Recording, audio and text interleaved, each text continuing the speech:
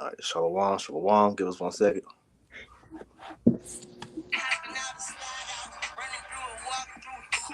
Fuck YouTube, We man. good, priest.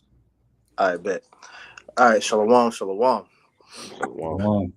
All right, before we get started with this lesson, we want to give all honor, praise, and glory to Yahweh, Bahashem, Yahweh Shai, Bahashem, Hakwadash. Double honors to our apostles and elders of Great Millstone that taught us this truth and that rule well. And peace and salutation to the elect that's out here laboring in all truth and sincerity. To you, we say Shalom. Shalom.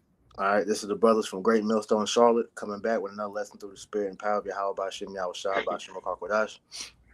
And pretty much in this lesson, we wanted to, go in on this this Gadite proverb dealing with the two wolves, all right, which in essence proves to you that Gad had to be of the Israelites, because what they were explaining in this proverb is the battle that goes on between the flesh and the spirit.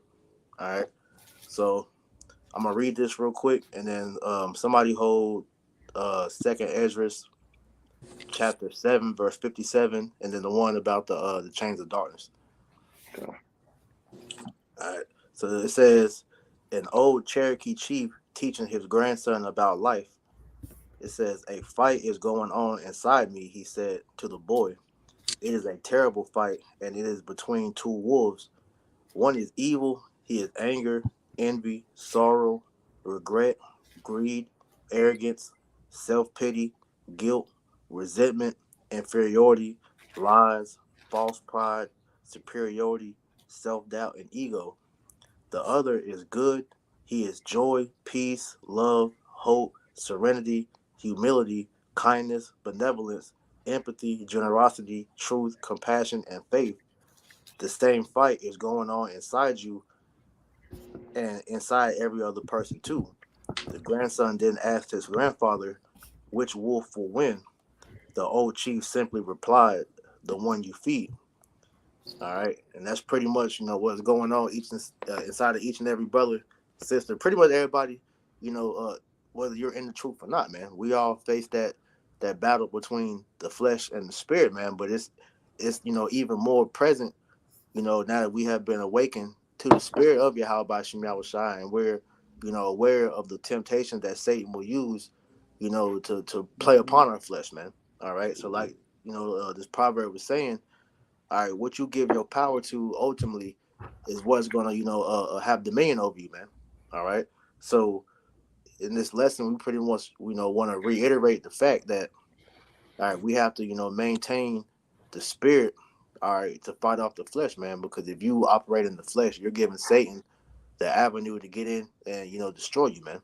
So, y'all brothers, you want to say anything before we get started? Y'all got it? I got Romans chapter 8 and verse 4. I'm sorry, verse 3. It says, for what the law could not do, in that it was weak through the flesh, because we can't keep the whole law.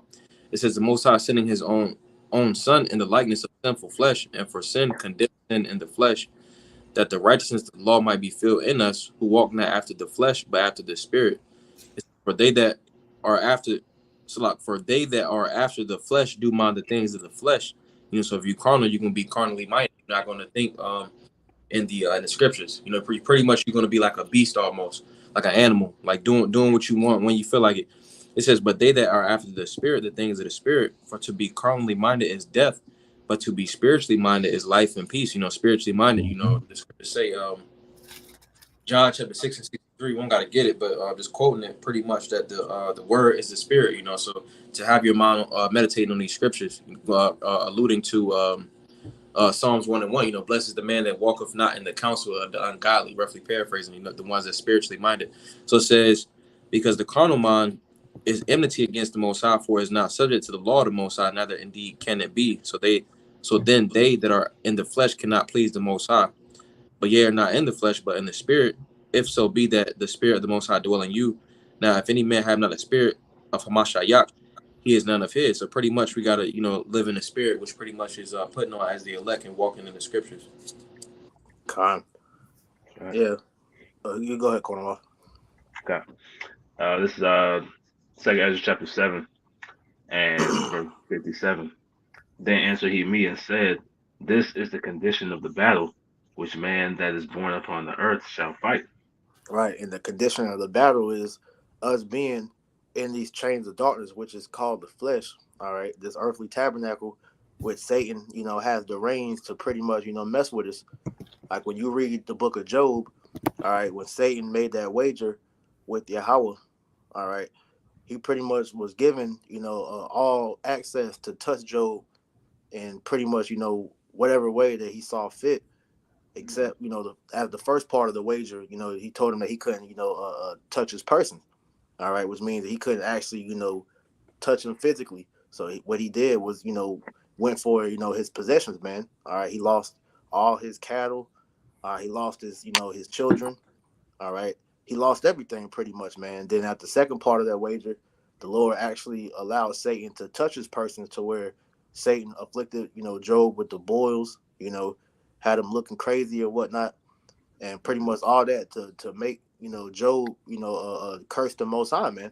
But Job was a man that kept his integrity. All right, he was a righteous, upright man, and so that's the same sentiment that we take in this faith, man, because we understand this is the condition of the battle, man. We're gonna constantly be fighting against this flesh until Hamashiach Yahweh Shai returns, man, because it's all a test to see who is going to keep their integrity until the end, man. That's why the scripture tells you in Revelation, all right, all these people out here talking about they're saved, but really the scriptures say only ones that will be saved is those that endure unto the end, which we're not at the end just yet. All right, we're nearing it, but hey, destruction hasn't happened yet. Salvation hasn't happened yet. So nobody's truly saved yet, man. So we got to understand the position that we're in, man.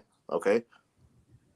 That's right. I wanted to get that word condition real quick in the Etymology dictionary. It says a particular mode of being of a person or thing. But the point I wanted to read is a requisite or prerequisite, a stipulation, right? So these things are, requirements, that you have to go through, right, in this walk. We've been putting this flesh in these chains of darkness that as we've read, and we've been put in there in these positions to overcome, right, these various vices and these various weaknesses, man, right, to prove our faith, in Yahweh Bashim Yahushua. Because if we weren't in this position, we wouldn't have anything to fight towards, man, right? Because we'd already be in the second covenant, man, right? So the Lord put us in this position, so that we know that we need His help, man. Con.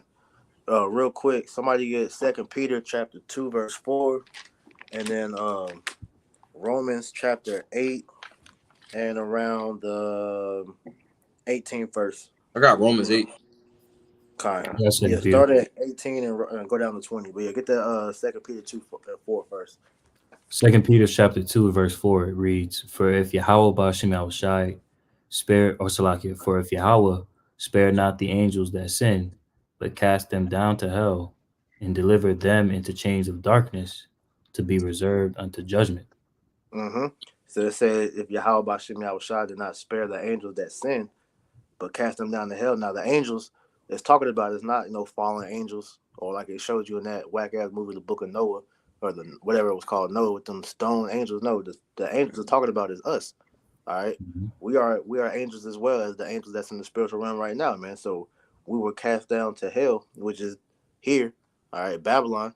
Okay, because this place is the hell for the Israelites. It says, and delivered into the chains of darkness to be reserved unto judgment. And the chains of darkness is his flesh. All right, because we're constantly striving against the spirit. All right, the flesh versus the spirit. Because, like I said, we're fighting to be amongst the number of the elect, man. All right, and it's going to be a constant fight, of temptation. Because it tells you in Sirach chapter 2, verse 1, that thou comest to serve the Lord, prepare thy soul for temptation. So that fight is constantly, going on, man. That's why I said this is the condition of the battle, man. Knowing what you're getting into whenever you come into this faith, because these people in the world, they're going through, the same fight, but they're doing it unknowingly. They don't know why they're catching hell. They don't know why they, have certain thoughts, get, impulses and, different things that happen to them. All right, but we understand because the Lord let us know that this is what the condition of the battle is, man. All right, that's why I'll get one more before you get that Romans. This is 2 Timothy chapter 2 verse 3. It says, "Thou therefore endure hardness as a good soldier of Yahweh Shai Hamashiach."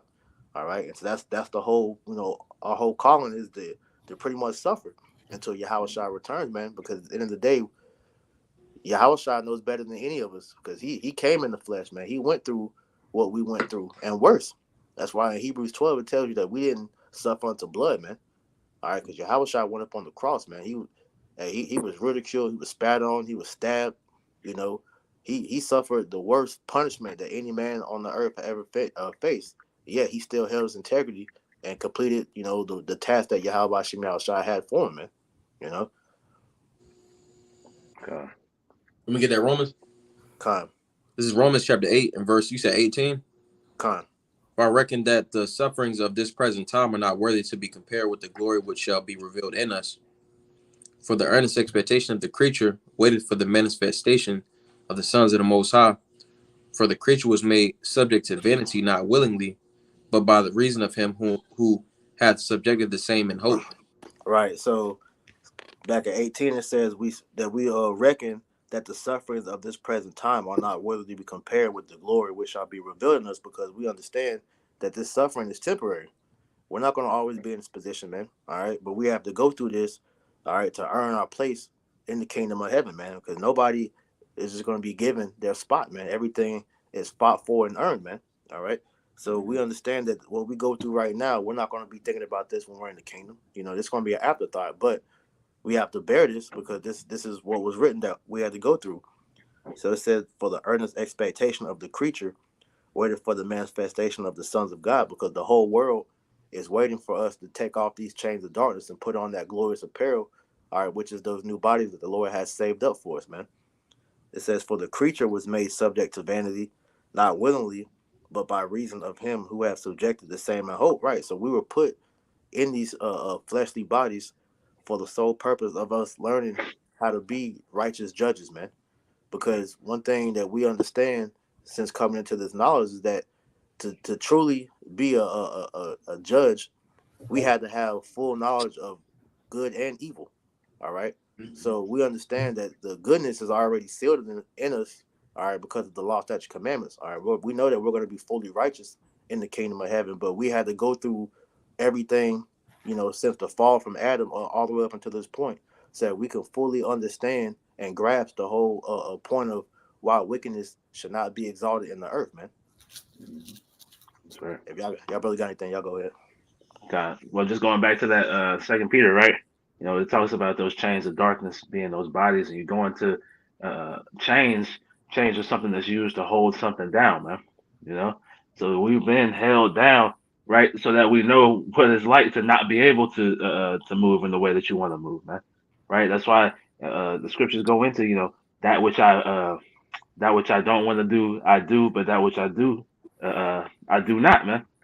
Right? Roughly paraphrasing, because you know we want to live as righteously as possible, but we're still subject to this flesh, man. Right? So as the precept went into, right, it's the condition, it's the lot that we're in right now to have to overcome these things, man. To have to fight this battle of the flesh, man. God. Yeah, somebody want to get what you had quoted. That's Romans 7. Start at I think the 14th verse. This is Romans chapter 7 and verse 14. It says, for we know that the law is spiritual, but I am carnal, sold under sin. For that which I do, I allow not. For what I would, that do I not. But what I hate, that do I. If then I do that which I would not, I consent unto the law that is good. Now then it is no more I that do it, but sin that dwelleth in me. For I know that in me, that is in my flesh, dwelleth no good thing. For to will is present with me, but how to perform that which is good I find not. For the good. Keep going. No, you can finish that. God says, for the good that I would do not, but the evil which I would not, that I do. Now, if I do that I would not, it is no more I that do it, but the sin that dwelleth in me. There's a constant battle, you know, between the spirit and the flesh, man. Right? And these bodies are subject to sin. Right? So it's a non-stop, you know, putting off that old man. Right? It's not just a one-time thing. Right? It's always, you know, something back there, right, that you have to keep cutting off, that you have to keep removing, right? That you have to keep, staying away from, man, right? Because it wouldn't be a fight if you could just quit it, cold turkey and then just be gone, right? You have to overcome, right, that lingering, those demons ultimately that are lingering behind you, man, right? Because Right. this world is continually trying to pull you back in. Mm-hmm. Right. I had, Salaki, go ahead. I'm about to say because pretty much the Lord is getting the first fruits, and the first fruits is the best. So to be the best, you got to have overcame something. I had a quick scripture if I can get it.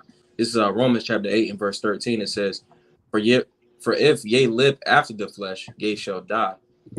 But if ye through the Spirit do mortify the deeds of the body, ye shall live. So pretty much living in the Spirit, is how the elect by believing in Hamashiach, is how the elects will be able to overcome the world, overcome the flesh.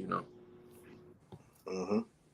You gotta feed the spirit, because like the proverb was saying, what we're just using what they said, using what wolf, you feed the most is what's gonna have the most power. So if you're constantly sowing to the flesh, all right, then you're gonna, pretty much be in the flesh. But if you're constantly, sowing to the spirit, you're feeding the spirit, that's what's gonna have a preeminence over you. You gotta talk about. Just adding to that, like brothers was saying, the importance of feeding the spirit as opposed to the flesh. You have to keep that balance. All of us do. And it's imperative because, like brothers has said, there's various forces that are trying to pull you back into the world, right? Mm-hmm. To try to sift you. And Yahweh Shai himself gave warning of this taking place. This is Luke chapter 22 and verse 31. It says, And the Lord says, Simon, Simon, behold, Satan have desired to have you, that he Mm-hmm. may sift you as wheat. So, like brothers has said, priest has said earlier, these people in the world, they're going through, that straight, but they don't know what's going on, right? So the fact that we've woken up to what we're involved in, it's a more conscious battle that we Yeah. have to be very mindful of, because when you get this word sift, it's Strong's G 4617. It says to sift, shake in a sieve. It says figuratively by inward agitation to try one's faith to That's the the verge of overthrow. that's the main one. The Mhm. the agitate you inwardly to overthrow your faith, because what you it's another scripture I'm about to get to, pretty much dealing with Satan, because like you said, this is an ongoing battle with forces that we can't see. All right, so real Mhm. quick, you can break it down. This is Ephesians chapter 6 verse 12. I started 11, well 10. It says, finally, my brethren, be strong in the Lord and in the power of his might. Mhm. Put on the whole armor of Yahweh Shem Yahushua, that you may be able to stand against the wiles of the devil. Right. So here it is. We're being told, all right, to be strong in Yahweh Ba'ashim Yahushai. All right. The scriptures do tell us, right, that the name of the Lord is a strong tower. The righteous runneth into it and are safe. When we call upon the names of Yahweh Ba'ashim Yahushai, there's power behind what we're doing, right? Mm-hmm. In the acts and what we speak, right? It says to put on the whole armor to stand against the wiles of the devils. When you go into that word wiles, if I'm not mistaken, it means deceive Mm-hmm. or devices, Mm-hmm. right? Tricks, rules. So there's various schemes that we live in a world of Babylon. We live in a world that's operated by the vibration of Babylon. So there's various things that are out there to try and ensnare you Israelites that are walking down this road of faith, Con. right? To try to pull at that flesh. Con. To add to what you just said, 1 Peter 5:8. Be sober, be vigilant, because your adversary the devil, as a roaring lion, walketh about, seeking whom he may devour. Mm-hmm. Right. The the spiritual demon Satan is literally going around trying to knock people off of their journey into the straight gate, Mm-hmm. right? But that's what you have to be conscious of, and it's literally made manifest in this battle between the flesh and the spirit, That's right. right? Because That's why as we continue, were we still reading in that second Ezra 7? Was it still uh, more now? is a point you can go to. Let me finish out this Ephesians, then I'll throw it back. Done. Ephesians 5:12, or 6:12, so like it says, "For we wrestle not against flesh and blood, but against principalities, against powers, against the rulers of the darkness of this world, against spiritual wickedness in the high places." Right. Spiritual wickedness in high places, the rulers of this world. This world is governed by the wicked, right?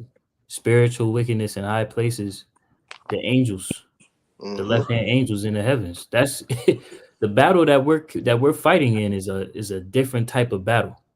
Right. So that's why this battle to fight to get into the kingdom is such a beautiful journey, because you're literally combating against a, a force that's unseen that most people they can't bother to see. Yeah. But This is, you have the wherewithal to contend against the flesh. yeah, because you made a heavy point about how pretty much this once you're consciously fighting this battle, pretty much that fight becomes harder because now Satan he knows that That's like when you watch Fallen, that movie with Denzel, and that movie pretty much it shows you on how these demons, pretty much how they possess people. And one thing that the demon, I think his name was Azazel or something like that in the movie, he pretty much told Denzel when he called him by his name, he was like, "Oh," I said, "So you know my name?" So it's like, "Now I'm about to mess with you extra hard now."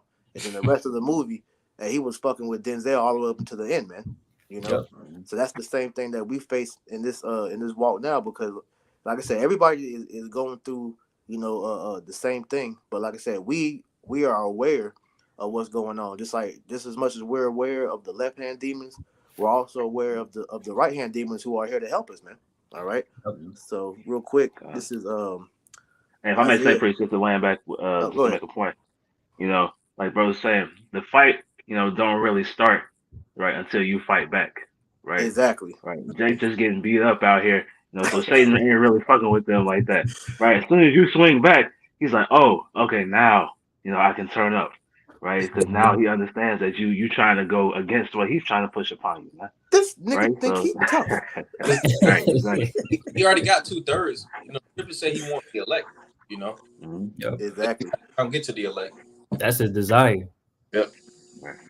That's his whole MO. See if he can overthrow one of the Lord's righteous, man. Which is it said that the righteous is not going to be taken out of the Lord's hand, man. But he's going to try. Just say, just when you read Job, like I heard brother say this when I first came into camp.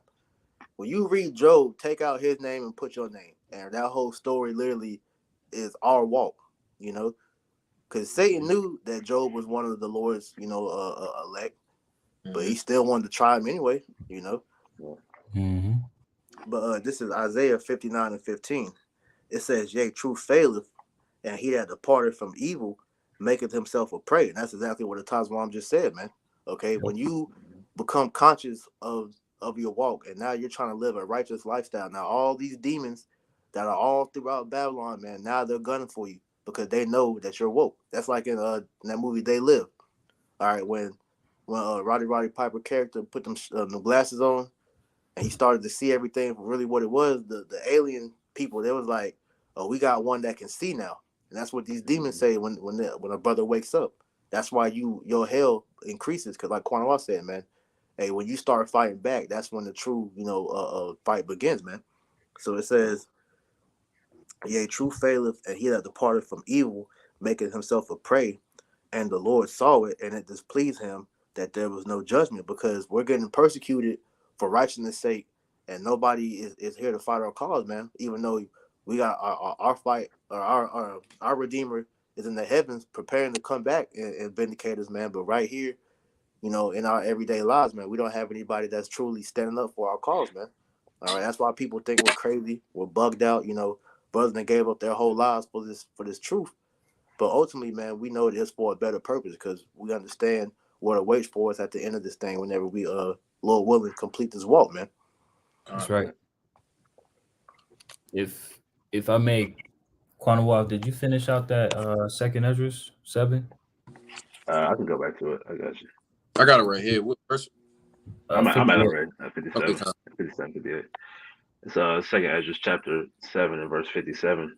And answer he me, This is the condition of the battle, which man that is born upon the earth shall fight. Mhm. That if he be overcome, he shall suffer as thou hast said. Right. But if So he, if it's saying if he be overcome, right? Now, what is it that's going to overcome 2/3 of our people? Right? The flesh. Mm-hmm. They're gonna lean into the flesh. They're gonna cast their they're gonna cast away their blessing to take that implantable device so that they can try to continue their normal lives, and it's gonna end up real bad for them to say the least. Mm-hmm. Right. right, And that's why they're gonna suffer, as it's written in the book of Second Ezra, the 9th chapter, that they must learn after death by pain. Mm-hmm. Okay, you keep reading. Yeah, because Jake God, don't really understand that the terms that the Lord laid out for us, man. Because even in the circumcision, you got Jake out here that don't truly understand the condition of the battle, man. Because they think they can merge the world with the truth, man. When when the world all is doing is affording you to live, whatever fleshly desire that you refuse to give up and try to, merge it in with this truth, man. But that's not gonna work. That's gonna be a stumbling block. That's why it tells you in 1 John 2:15, love not the world, neither things that are in the world. All right, if any Mhm. man have love of the world, the love of the Father is not in him. Roughly paraphrasing, man. All right, because you refuse to let go of whatever it is that your flesh lusted after, man. You know, Yep. so you're gonna be overcome if you can't let that go. Man, I must add to that point that you just made, brother. Go I ahead. must. This is Wisdom of Solomon, chapter 10, and I'll just get straight to the point. Wisdom of Solomon, chapter 10 and 7, it says, of whose wickedness even to this day the wasteland that smoketh is a testimony, and plants bearing fruit that never come to ripeness, and the standing pillar of salt is a monument of an unbelieving soul. Mm, Right? So what this is referencing is Lot during the time of Sodom and Gomorrah, specifically that pillar of salt being his wife, who we know mm-hmm. turned her back and looked back at what was already destined to be destroyed. Literally, you got you got fire and brimstone coming down, and she turned back. Right? We can't look back at this place because this place is already going to be destroyed. But Satan is going to try to use various tactics to try to make you want to look back and see Babylon and look at it as that a beautiful city. But we've already come to the realization of what it is. Kind and even when we shrink that down, you got it just on your average walk, whatever it is of how we know we gotta shed off the old man. So we got particular traits, and different things that we battling in our own walk that you're trying to let go of. And like you said, Satan will constantly put in your mind like, look, you want to look back on what you're missing, you know, the pleasure that it gave you, different things like that. So that's why that example you brought out is heavy, because the main thing that the reason why Lot's wife, got dehydrated like that, because she was told, don't look back. So as they were leaving, Mhm. they she thought about all the substance that they had back in Sodom and Gomorrah, and that's why she looked back. And so, like I said, looking at that on a minute level, as far as what we go through in our walk, man, we gotta have that same mentality, because when you go into that book, was it Manners, Biblical Customs? It has a section there about not looking back, man, because they said even with that, when a man would leave his house, if he forgot something, he still wouldn't look back, man. All right, his wife or whoever would have to bring it to him, man. That's how serious that was back then. So we gotta adopt that mind state right now. You got some more on that? One. No, that's pretty much it. All right, I'm gonna add to you. This is Luke 17:32, short and simple. Remember Lot's wife. so. For real. But like you So said, Priest, that looking back, right, being our custom, you know, uh, looking back it's a showing of a lack of faith, right, exactly. and a lack of preparation, because if you're looking back, that means you didn't do enough, in the pretense, in the time that you had afforded to you to prepare, to get ready to move forward, right. So as we're going into, you put off the old man, you cut off that flesh, right. We leave that behind us, you have to keep pushing forward because you can't turn back to that, man. Because as soon as you turn back to it, you're giving it that power, you're giving it that strength, that is longing for, and it's showing that you ultimately didn't fully remove that thing, man. Con, I got you right here. This is not Luke, Slocky, Galatians 5, and I'm gonna start at verse 16. It says, "This I say then, walk in the spirit, and ye shall not fulfill the lust of the flesh." Just confirming what your one read earlier in Romans 8, man. Mhm. That's how you combat the flesh, man. All right, you got to starve it out by walking in the spirit. All right.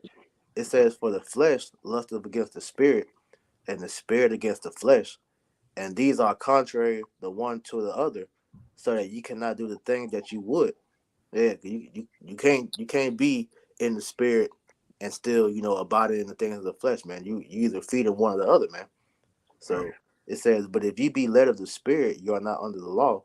Now we know that the law, pretty much as you was reading in Romans 8, it was made to subject the flesh, man. All right, and the reason why we are in this position because we're not able to keep the law, man. All right, where we were at fault for breaking the law.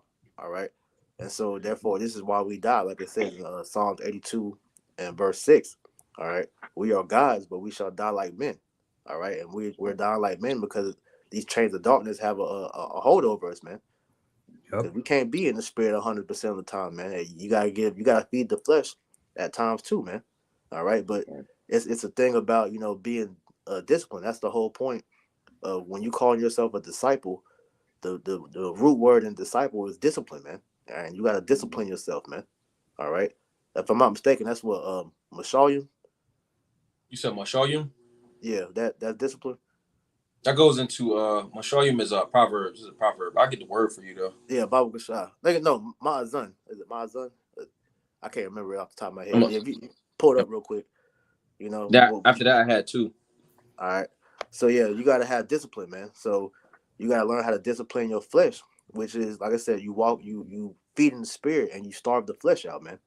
All right. Which So you gonna say something?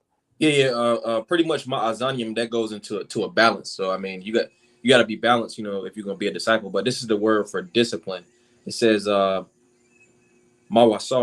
All right. And Mama, sorry, yes, yes, yes. yep. Yes. It says discipline, chastening, correction, chastening, discipline. It says to check. You got to check yourself. It says instruction. It says also restraint. So you gotta restrain yourself pretty much.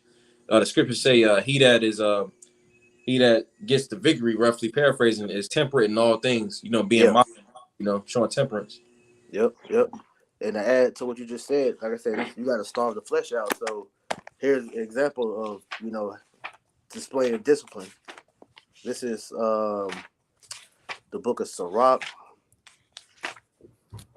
chapter 18 and verse 30. It says, "Go not after thy lust, but refrain thyself from thine appetites. If thou givest thy soul the desire that please her, she will make thee a laughingstock to thine enemies that malign thee." All right, so you gotta cut your pleasures off, man. Not saying 100%, but you gotta balance it out to where you're not overly indulging. Because when you do that, they say it's a proverb in the world: too much of a good thing is a bad thing. You Right. know, so that goes into anything. Whether it's food, whatever particular pleasures, whatever it is you're doing. You can even be overzealous in the spirit, man. That's why the whole point is being balanced. All right.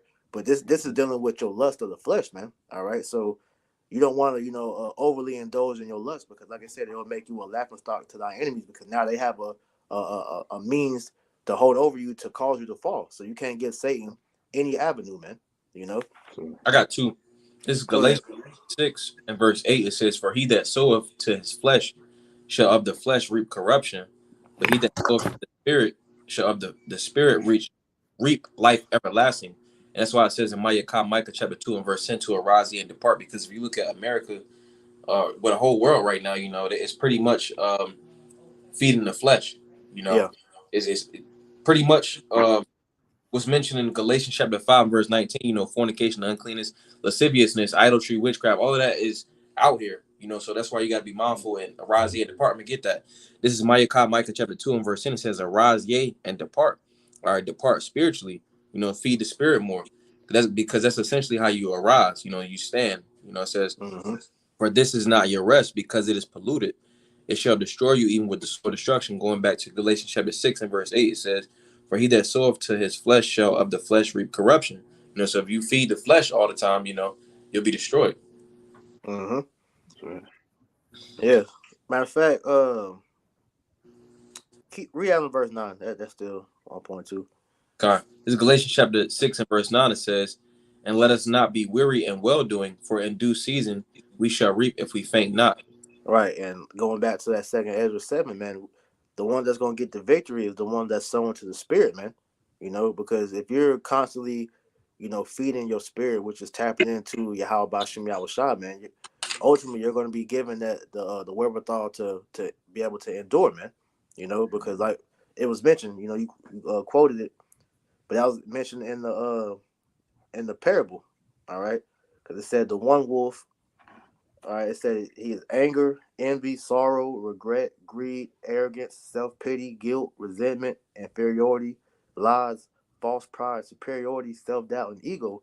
These are all works of the flesh, man. And just to tie it back to let you know, this is Galatians 5 and 19. Now the works of the flesh are manifest, which are these: adultery, fornication, uncleanness, lasciviousness, idolatry, witchcraft, hatred, variance, emulations, wrath, strife, sedition, heresies, envyings, murders, drunkenness, revelings, and such like, of the which I tell you before, as I have also told you in times past, that they which do these things shall not inherit the kingdom of the Most High. And that's what 2/3 are indulging in, because they're fully immersed in the world, man. All right, they're feeding that flesh, man. And as we read it in Romans 8, if you're someone to the flesh, now you have beef with the Heavenly Father, because you can't serve Him operating in the flesh, man. So you got to feed the Spirit, and one of the fruits of the Spirit, which is the other wolf, it said, who is joy, peace, love, hope, serenity, humility, kindness, benevolence, empathy, generosity, truth, compassion, and faith, which is verse 22 in Galatians 5. It says, but the fruit of the Spirit is love, joy, peace, long suffering, gentleness, goodness, faith, meekness, temperance. Against such there is no law. And they that are Hamashiachs have crucified the flesh with the affections and lusts. Because when you go into the fruits of the Spirit, it's all about bringing forth a life, which that's what the Spirit does. As you quoted earlier, John 6:63, man. The Lord made us a life with the fruit of the Spirit, and we're supposed to help emulate that by bringing those traits forward, man. All right, and teaching others on how to act as such, man. But when you're constantly sown to the flesh, that brings pretty much destruction. All right, because hey, as us being the men of the Lord, us being Israelites, period, we were created to create. When you're in your flesh, you're just consuming. You're consuming everything, which is ultimately a destructive. It's a destructive trait, because if you consume too much, then you begin to destroy, which is what Esau has done. All right, and everything that this word is teaching you is how to consume. That's why in one of the things that was said and They Live, when he was reading, the billboards and all that, it was telling him to consume. And what do you see in this world? All right, all on TV, you're seeing these different commercials on, feeding you with this GMO food garbage. Consume. You got the porn, you got women, pretty much prostituting themselves, man. It's all consuming, madness that's meant to destroy you. But the Spirit is helping to pretty much make you alive, man. Hey, like you say, priest, you are what you eat, right? Exactly. Right. You consume, through various mediums or various platforms, right? Whether you're hearing it, whether you're reading it, right? Whether your spirit is absorbing that energy, right? Right. So if you constantly in the flesh, you constantly around fleshly things, right? Your flesh is the thing that's going to, push forward, man. Right. That's why the scriptures say to mortify the deeds of the flesh. And you go into that word mortify, it talks about depriving of power, right, and destroying the strength of it, man, right? Mm. So we're trying to deprive the power that the flesh has over us, man, by staying in the spirit, man. Kind. Because like you mentioned, that's what you said was pretty much your diet, and your diet doesn't consist just of the food you're actually putting in your mouth. It's everything that you're consuming, like you said, whether it's music, the stuff that you're watching, the stuff you're seeing. the people you're around, man, because you consume energy. All these things take a toll on you. That's why you have to continually stay plugged into your power source, which is the spirit of Yahweh Bashem Yahushai, man. Can I get that word for you? Go ahead. It says it's a lot. Go back. It says diet. It says regular food from medieval Latin dietia, parliamentary assembly, also a day's work, daily food allowance. It says prescribed way of life, a way of life regimen. A way of life, man. And what is our way of life, man? The spirit of Yahweh Bashem Yahushai, the law, statutes, commandments. Us being Israelites, that is our way of life, man, which is, to pretty much, have a discipline, man. As you mentioned earlier, pretty much the mortifying of your flesh to obtain the victory. All right. So, like I said, you got to do that by constantly feeding the spirit, man. We're going to keep reiterating that point. All right. Right. So from there, get 1 Peter chapter 1 and read from verse 3 down to 9. I got it. And then somebody else hold Hebrews 11 and 1. I get it. You said 1 Peter 3:9, correct? 1 Peter 1 and 3. 1 and 3, Salakia. You good? 1 Peter chapter 1, verse 3, the header reads, a living hope and a sure salvation. Mm-hmm. It says, blessed be the power and Father of our Lord Yahushua HaMashiach, which according to his abundant mercy hath begotten us again into a lively hope by the resurrection of Yahushua HaMashiach from the dead. Right, because like we were saying, man, the Lord brought us back to life, man. And he put his breath inside of us. He reanimated us, gave us purpose again, man. All right, so our whole duty is to serve Yahweh Bashem Yahushai, man, because we owe the Lord everything, man. All right, that's why it says, blessed be the Lord and Father of our power, Yahushua HaMashiach, which according to his abundant mercy have begotten us again unto a lively hope by the resurrection of Yahushua HaMashiach from the dead, man. Because, hey, we could have easily been like these 2/3 that's out here completely lost, man. But the Lord had mercy upon us to wake us up, to give us a fighting chance at salvation. Keep on. Verse 4, to an inheritance incorruptible and undefiled, and that fadeth not away, reserved in heaven for you. Yeah, an inheritance incorruptible, because what can this world offer you? All right, that will make a rational person, give up his chance at salvation, man. Now that we fully understand what salvation really is, man. Okay, because this world gives you all bullshit that's gonna pass away once this world, it vanishes, man. Because you got niggas that literally use their whole existence just to chase some box. All right, these niggas are pretty much like it says for the they'll work their body to the bone to pretty much be an athlete, to be like the ultimate hustler, entrepreneur, whatever you want to call it, whatever business. They'll give all that, for these temporal, glories. But what we're gonna get is an incorruptible inheritance and undefiled, which is being made perfect and having an everlasting rulership, man. That's right. Gone. Verse 5, who are kept by the power of Yahweh Bashem Yahushai through faith unto salvation, ready to be revealed in the last time. Right. And so everything that we're talking about is supposed to be helping feed that faith so that you have the wherewithal to finish the race, man. Right? To endure to the end, man. Okay, the flesh doesn't help you, pretty much build your faith. It actually hurts your faith, man. Because when you have these fleshly, fights that you're going through and you fall, all right, it you get down on yourself, man. The demon, that doubt demon will, come into your mind, telling you ain't good enough, that you fall short, that you ain't a man of the Lord, and all these different things, because you're giving leeway for them demons to come into your mind, man. All right, but when you are sown to that faith, you're recognizing and clinging to that power that Yahweh Bashem Yahushai has shown you that it's inside of you, man. Mm-hmm. I got this in the NLT if I could read this right quick. Go ahead. It's beautiful. It says, 1 Peter 1 and 5 in NLT. It says, matter of fact, hold up, Slaki. I don't know why I just went back to KJV. Slaki. You good. 1 Peter 1 and 5 in the NLT, it says, and through your faith Yahweh Bashim Yahushai is protecting you by his power Mm, until you receive this salvation. mm. And the scriptures do tell us, right, that faith is a gift. Yes. So we were given the gift of awareness and protection all the way to the point where we will be afforded the opportunity of salvation and be a part of the first fruits to inherit an everlasting kingdom. Man, that's all predicated on your faith, man. You know. Yep. Real quick, you want to get that the faith definition? I got a little bit more here.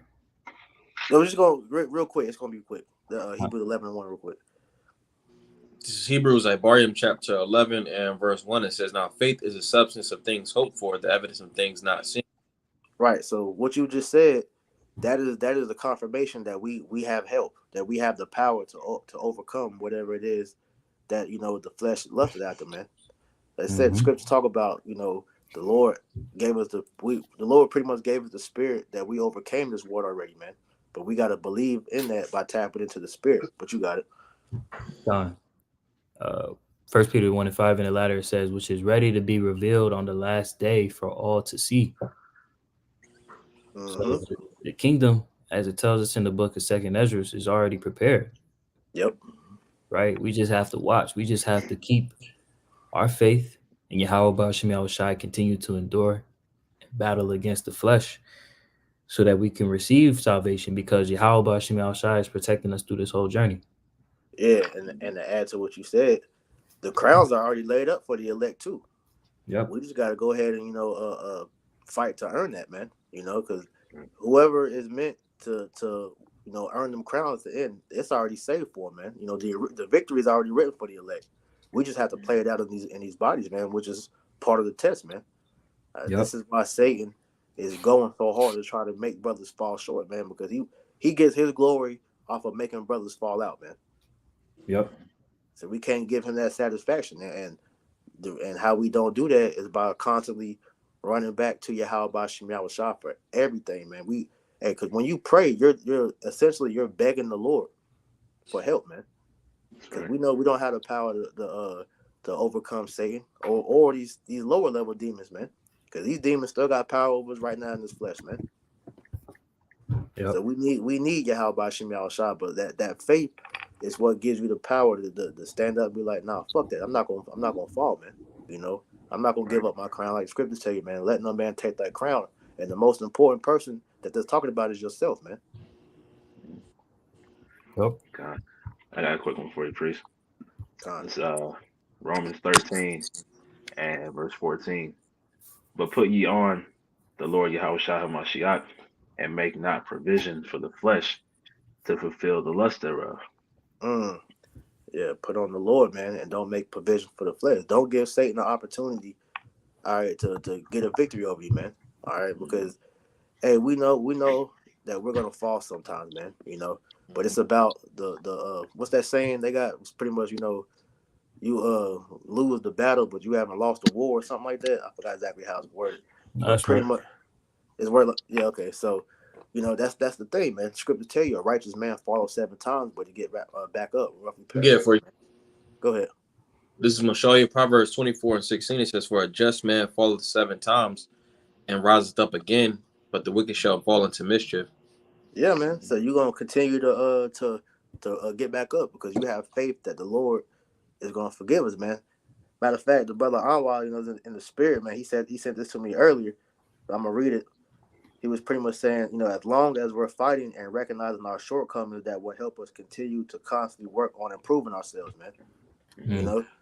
So every day is a continual fight from ourselves, giving ourselves, over to Yahweh Ba'ashem Yahushua to ask for the strength to make it through another day, man, until the end. That's right.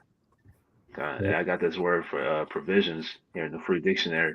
It says the act of making preparations for a possible or future event or situation, right? So we were told not to make provisions in the flesh, right? Not to make preparations in the flesh, right? But we're making preparation in the spirit, man, right? We're storing up those treasures in heaven.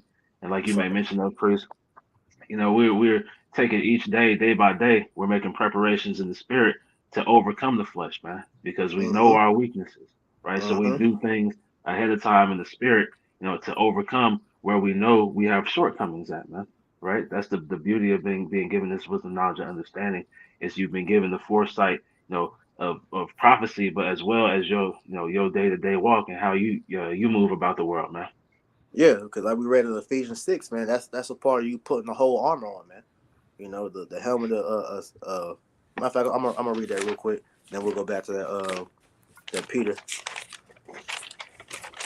Because that's how you make the preparation to fight against the different things, man. Because you got the method of prayer. The scriptures tell you to pray without ceasing. And that's something that's been I've been implementing as of late. I see that's been major, man.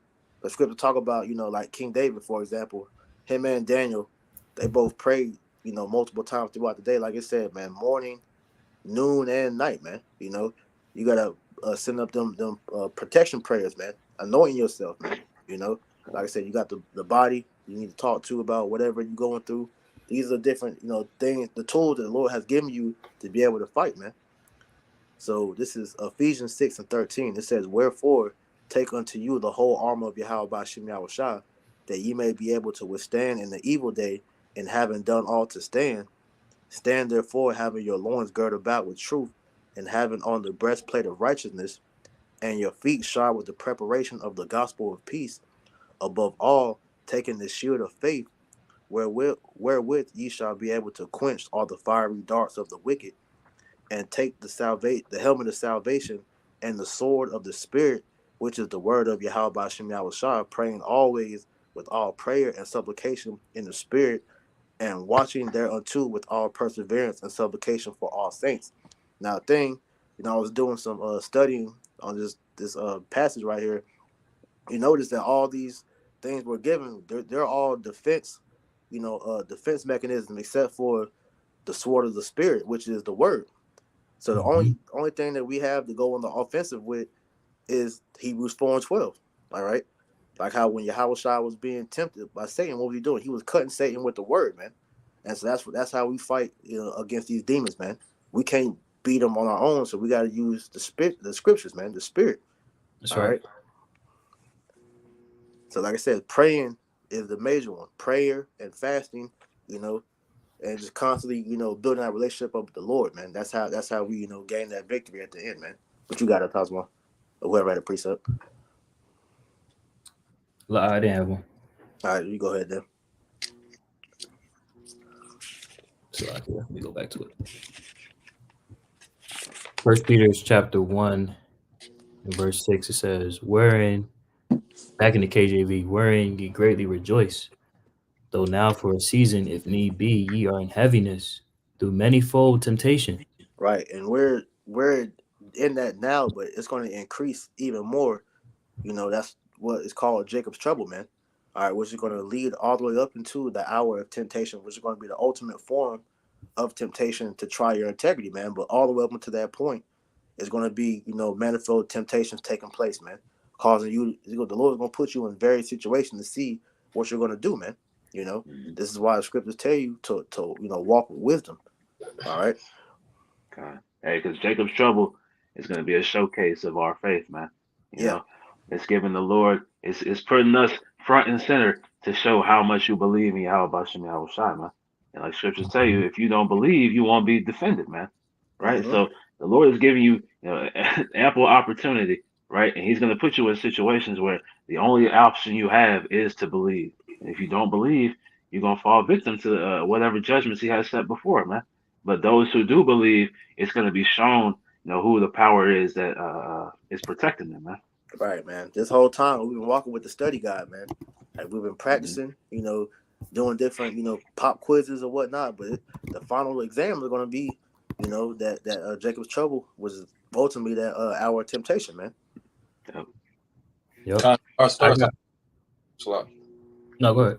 I was pretty much about to say it all starts with what you've been doing, because you're not gonna go to, the game, and you ain't been practicing, and you're not gonna perform good. It pretty much goes into like your diet, like you just said, the lifestyle, the way of life. I got a quick precept real fast if I can. Go ahead. This is Psalms, the Volume, chapter 1, and verse 1. It says, Psalms 1:1. Blessed is the man that walketh not in the counsel of the ungodly, nor standeth in the way of sinners, nor sitteth in the seat of the scornful. But his delight is in the law of the Lord, and in his law doeth he meditate day and night. Which meditating day and night, and pretty much what you're meditating on, what you're thinking on, is going to transfer over to your conduct. You see, so going into that diet, your lifestyle, pretty much walking in righteousness. Because that's going to create them habits. Therefore, when the game comes, when the test comes, you pass the test with flying colors through the Spirit. Yeah, because they add kind of what you were saying. Like it's certain things that the Lord wants you to get rid of on your own. Because like you made that, I think you said that last week, where the Lord He's putting you in the position to get rid of these things now before He manually takes them away. Because like you said, once He gets up, now it's time for you to really see. Okay, can you do without it, man? So it's best to, for you to already know in your mind, yeah, you don't need that, man. That you can get rid of it.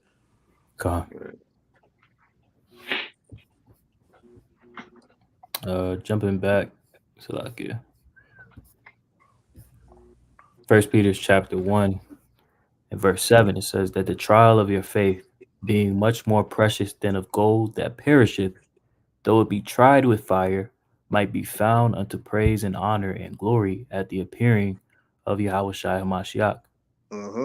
Because your faith is going to be rewarded if you endure to the end, man. Because everything that Satan is doing to try to overthrow your faith, all right, it's going to make it that much more precious when you withstood the test of time, and now you're taking part in that crowning ceremony that we read about in the latter part of 2nd Ezra chapter 2. Yep. I got something right quick. I want to read this in the NLT. Go ahead. 1 Peter 1:7 in the NLT, it says, these trials, Salakia, give me 1 second. I do not disturb, turn back off. It says, 1 Peter 1:7 NLT, it says, these trials will show that your faith is genuine. Woo, man. It is being tested as fire tests and purifies gold, though your faith is far more precious than mere gold. If you equate that, just think about it. Gold has a value in the world. It's esteemed as a tangible asset that's always going to be good in standing with any market. Your faith exceeds that value. Like your faith is going to be a catalyst through the grace and mercy of Yahweh B'Shem Yahushai for you to be saved. For us to be saved, Lord willing, like this is way more valuable than some fucking gold chains. Bro. This is immortal memorial that's going to be made of you because of your faith, man. And we got the examples. I'm gonna read this real quick and I'm gonna quote. This is Sirach chapter 44:1. It says, "Let us now praise famous men and our fathers that begot us." And then when you read from Sirach chapter 44 all the way to about, I say probably about the 51st chapter, these are all memorials of men that showcase their faith. Also in Hebrews chapter 11, man. So that just added on to what you just said, man. That's the magnifying of what we're trying to get to, man. Yep. Got a little bit more in this in the NLT, verse 7. In the latter, it says, so when your faith remains strong through many trials, it will bring you much praise and glory and honor. All right, as the brother had referenced in the book of Sirach, right? Our forefathers that remained strong in their trials, they were memorialized, right? And we pray to be in that position when Yahushua returns. It says, it will bring you much praise and glory and honor on the day when Yahushua HaMashiach is revealed to the whole world. Yeah, because you're going to be made, as it says in 1 John. I'll get that real quick. One of my favorite scriptures. 1 John chapter 3, verse 1. It says, behold, what manner of love the Father hath bestowed upon us, that we should be called the sons of God. Therefore the world knoweth us not, because they knew him not. Beloved, now are we the sons of God, and it will not yet appear what we shall be, but we know that when he shall appear, we shall be like him, for we Mhm. shall see him as he is. So, just as Yahweh Shah is going to get that glory when he returns, man, the elect is also going to get that glory when they're going to be beamed up in those in that UFO and given those new bodies, man. You know, and that's going that salvation is going to be for the whole world to witness us as being, Lord willing, the sons of God, man, the elect, man. Okay, so that's the part of the motivating factor of what keeps your faith strong to endure to the end, man. We desire that glory, man. Because everything about this truth, like you heard the brothers in Dallas always going to, is always glory to glory, man. We're always to get onto that next level, and in order for you to level up, sacrifices got to be made. You got to let certain things go that's holding you back, man. You know, and the Lord will always give you, glimpses of what you're capable of, but then you got to put in the work to get there, man. That's right. So, I got one for you, Priest. You got it. This is 2 Timothy chapter 2, and I'll start in verse 10. It reads, "Therefore I endure all things for the elect's sake, that they may also obtain the salvation which is in Hamashiach Yahushua with eternal glory. Mm. It is a faithful saying, for if we be dead with him, we shall also live with him. If we suffer, we shall also reign with him. If we deny him, he also will deny us." So in that, being dead and suffering, right, that's you denying the flesh, man, right? That's you denying this world, right? Separating yourself, from the cares of this life, So you want to continue to deny on this side, right? So that you can be accepted, right? Because if you're not denying the flesh, you're denying the spirit. And in denying the spirit, right, he's going to deny you, right? So it's a Exactly. continual, accepting of the spirit and spiritual things and denying the fleshly matters, man. But it's all part of the fight, man. Mhm. I got this Okay. quote real quick. It says, "The Most High doesn't give the hardest battles to his toughest soldiers. He creates the toughest soldiers through life's hardest battle, Mm. or life's hardest battles." So everything that we're going through is made to pretty much level us up to the point to where we're gonna be seen as the sons of God when we get delivered, man, Lord willing, man. So understanding that only way we can be made tough is continue to sow to the spirit, and then like I said, that's how you level up, man. Con, I wanted to add to that point. That goes to show you that this walk is truly is a real walk. This is really the walk of the elect, because you'll have Jake in the world. They'll be like, "I hope I'm not one of God's strongest soldiers for this year." And you That's be like, crazy. "Damn, nigga, for real?" That's crazy. But it's because they don't want to cast off the flesh. They're not willing to go through that battle. They're not willing to make any sacrifices. They're not willing to let go of the fashion of this world. Mm-hmm. So the fact that you have brothers and sisters and children that are literally trying to get into the kingdom, that's beautiful. That Mm-hmm. shows you that the Lord is literally opening certain believers to this word so that they can contend for the faith, so that they can contend for their crown. Mm-hmm. Yeah. So you like just going into what Quantum was saying, we got to be mindful of what we're putting our spirit into, man. You can't be sown to the flesh more than what you're sown to the spirit, man. Because real quick, this is Galatians chapter 6, verse 7. It says, "Be not deceived, Yahweh Shem Yahushai is not mocked. For whatsoever a man soweth, that shall he also reap. But he that soweth to the flesh shall reap of the flesh corrupt. It's like he that soweth to the flesh shall of the flesh reap corruption.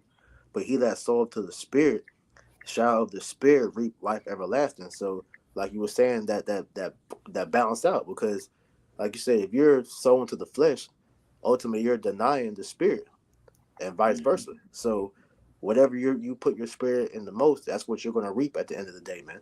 All right, and it says the Most High is not mocked, because, like you said, you're denying Him when you want to continue to involve yourself in the world and indulge in the flesh. Verse 9. Right. "And let us be not weary in well doing, for in due season we shall reap if we faint not. So just had to bring that back out again because we understand this final hour that we're approaching. All right, everything that we've been doing up until this point is going to show forth. All right, what you've been putting your spirit to, man. So we got to be, sown to the spirit. That way we can, be able to walk in the spirit. Because how are you gonna walk in the spirit when you never put the time in to actually grow in the spirit, man? That's what these other Israelite groups that's acting like they're in the truth but still being worldly. That's what they're gonna find out the hard way, man. Because here it is, these niggas is partying, they're making rap songs, they're doing all this worldly bullshit. Now when Jacob's trouble hits, these niggas ain't did no type of spiritual preparation. Now it's gonna be game time, and they're gonna be out there fucking cold. They ain't stressed or nothing. They're gonna be out here getting messed up, man. And the Lord's gonna knock their ass out, man. I got a precept just for you, priest. It's 2 Corinthians chapter 9 and verse 6. But this I say, he which soweth sparingly shall reap also sparingly, and he which soweth bountifully shall reap also bountifully. Right? So man, we're trying to sow in the spirit bountifully, man. Right? So that we can reap bountifully, so we can have those rewards in the spirit, man. Right? Storing up those treasures in heaven. Right? Keeping our eye, on the spiritual things, man. Right? We want that abundance that the Lord has prepared for us, man. So we do our best to sow in the spirit, bountifully, because we see Jake sowing in his flesh bountifully, right? Now they're reaping the rewards on this side, but what's the ultimate reward that they're going to receive is that death through the nuclear fire, man, right? So that they're going to reap bountifully in judgment, right? We don't want any part of that, right? We want to have that reward, that bountiful reaping in the spirit, man, which is that salvation. Hey, to add to you, somebody get Matthew 6 about the storing up treasures in heaven, because part of how you what are the things that we're stowing, bountifully is pushing forth the names of Yahweh Bashim Yahushua, teaching this doctrine the way it was correctly supposed to be taught, getting up as much knowledge, wisdom, and understanding as we can, so that we'll be ready in the time of Jacob's trouble, man. Because like you just said, these other guys, man, they're gonna reap judgment because they've been sowing to this world. So once the Lord he puts the clamps on this world, everything that they didn't pretty much sold for, they ain't gonna have nothing to reap for once this world is done with. Because all the things that they were putting work in for, the Lord is destroying. So when we're entering into the next world to come, they ain't got no type of stock in what's coming. That's why we're putting all our chips in on Yahweh Bashim Yahushua, like Atazma always talk about. That return on investment we're making spiritually is gonna vastly outweigh all the bullshit that these niggas is doing on this side, man. Exactly. This is Matthew chapter 6 and verse 19. It says, lay not up for yourselves treasures upon earth, where moth and rust doeth corrupt, and where thieves break through and steal. But lay up for yourselves treasures in heaven, where neither moth nor rust doeth corrupt, and where thieves do not break through nor steal. For where your treasure is, you fish out slocky. God says, for where your treasure is, there will your heart be also. Yeah, so you're not supposed to be laying up for yourselves treasures upon earth, man. The fleshly desires, man. Because that like I said, moth and rust will corrupt, thieves break through, and still ultimately it's all these tangible things are going to pass away, man. So the thing that we're storing up is our spiritual bank account, man. All right, that's what we're stacking up, man. So that whenever this world ends, we'll be able to cash out on all the things the Lord has prepared for us coming into Jacob's trouble, which is that number one is that hedge, man. Exactly. We're gonna have that hedge of protection because, like we said, we're going into, a time of the Lord about to let loose these spirits that these people act like they don't know and see what's going on. But then we saw this past weekend what happened in Miami. That's a small glimpse of the different things the Lord's about to start doing to this world, man. And Lord willing, we've been doing what we're supposed to in the spirit, man. We're gonna have the angels protecting us, like it says in Psalms 34 and 7, Psalm 91. We're going to have a hedge around us, man, and we're going to be protected and guided through the walk. The Lord's going to be speaking to us, but like I said, if you're not sowing to the spirit, how are you going to know when the Lord's speaking to you, man? All right, this is why we're being taught these things now, man. When we see 144, all right, when certain things, happen to fall in our favor, that's the Lord showing us that he's with us now, man. So if you're not confident and sure on that he's dealing with you now, you're going to be asked out whenever the Lord is going to, kind of take a back seat and truly see, okay, let me see if he's really prepared, like like he said he was, man. You know. Mhm. I got a quick one. It's Hosea chapter 10 and verse 12. Just laying back off that point, right? Because we're seeking mercy from the Lord, man, right? And it's precepts that tell you how the Lord is about to remove peace and mercy, right, from 2/3, man. They've been given the opportunity, in hearing this word to come into that hedge and receive that mercy from the judgment that He's about to bring, right? And that you have to do, righteous works, and have faith and belief, to receive that mercy, right?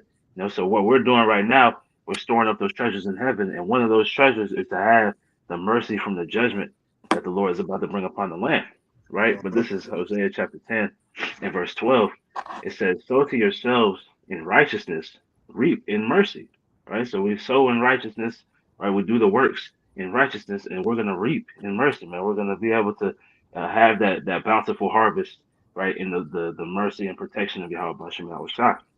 It says, "Break up your fallow ground, for it is time to seek the Lord till He come and rain righteousness upon you. You have plowed wickedness, ye have reaped iniquity," right? And that's the lot of 2/3, man, right? They've done the works, in wickedness, man. They've done things, to forward themselves in this current hegemony, man. It says, "Ye have eaten the fruit of lies, because thou didst trust in thy way in the multitude of thy mighty men," right? And we understand the ways of man are the ways of death, man. So you go your own way, you're ultimately going to be put to death, through Yahweh Bashem Yahushua, man. But you continue to sow in righteousness, you are going to reap in mercy at the end of the day, man. That's right. Yeah, because the thing we gonna have over the rest of the world, in these times, man, is that we got the Lord with us, man.